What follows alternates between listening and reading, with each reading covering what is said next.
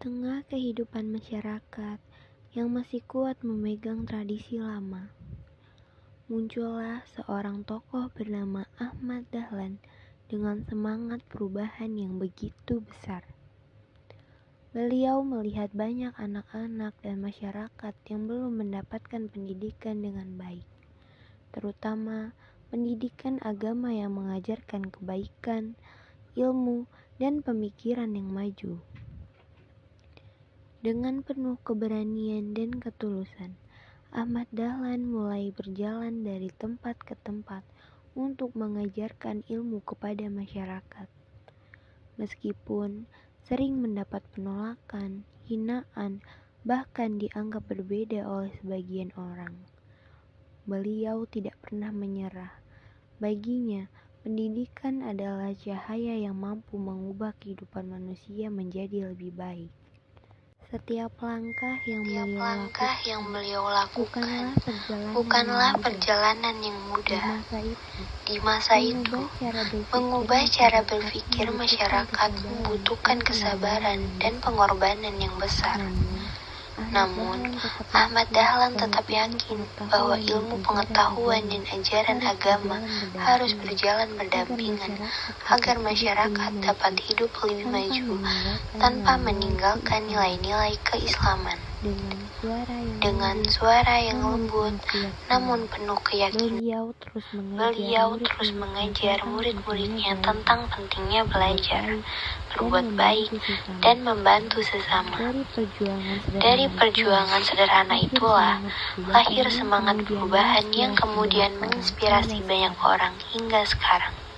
Pada masa itu, kehidupan masyarakat masih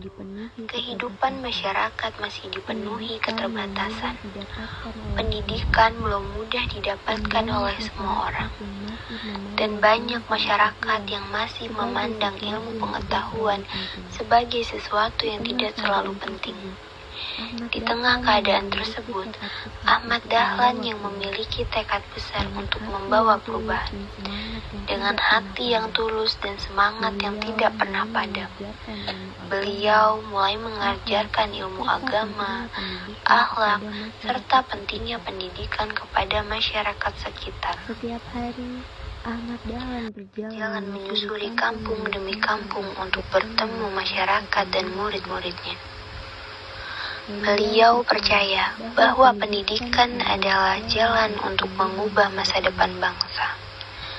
Meski sering dipandang sebelah mata dan mendapat banyak penolakan karena pemikirannya dianggap berbeda, beliau tetap berdiri teguh memperjuangkan apa yang diyakininya benar. Baginya, ilmu bukan hanya untuk diri sendiri, tetapi juga untuk membantu sesama agar kehidupan menjadi lebih baik. Perlahan, perjuangan itu mulai membuahkan hasil. Masyarakat yang dahulu meragukan Ahmad Dahlan mulai membuka hati dan pikiran mereka. Anak-anak datang untuk belajar, mendengarkan setiap nasihat dan ilmu yang beliau ajarkan dengan penuh harapan. Meski menghadapi banyak rintangan, Ahmad Dahlan tidak pernah menyerah. Beliau percaya bahwa perubahan besar selalu dimulai dari langkah kecil dan keberanian untuk bertahan. Waktu terus berjalan, namun semangat perjuangan Ahmad Dahlan tetap hidup hingga kini. Nilai pendidikan, ilmu pengetahuan, dan kepedulian terhadap sesama terus diwariskan kepada generasi penerus bangsa. Satu langkah kecil yang dahulu diperjuangkan dengan penuh kesabaran, kini telah menjadi cahaya bagi banyak orang. Jejak perjuangan Ahmad Dahlan akan selalu hidup dalam semangat belajar dan keberanian untuk membawa perubahan.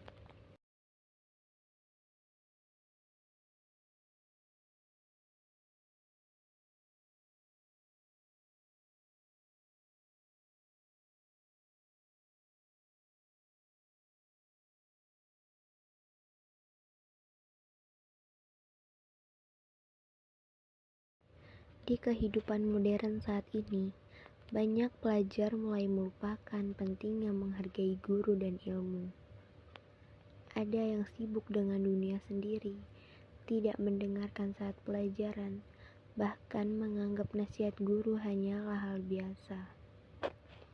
Padahal, sejak dahulu, Ahmad Dahlan telah mengajarkan bahwa adab dan rasa hormat adalah bagian penting dalam menuntut ilmu. Tanpa sikap menghargai, ilmu kehilangan makna.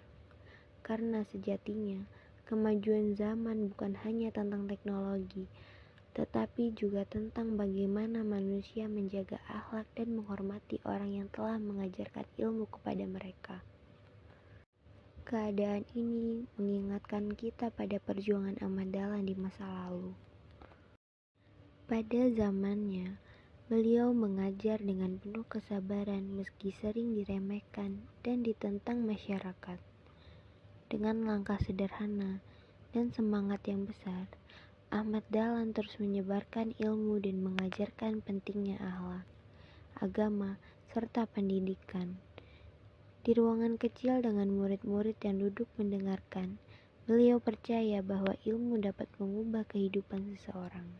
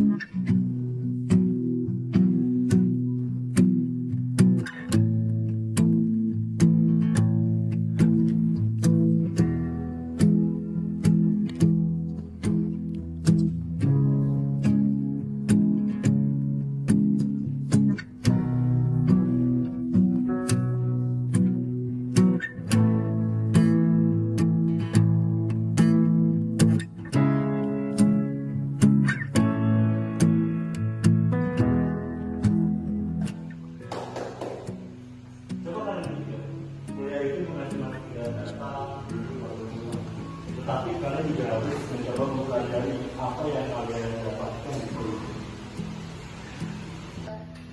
Kalau kalian tidak serius dalam pendidikan, apa gunanya kalian sendiri?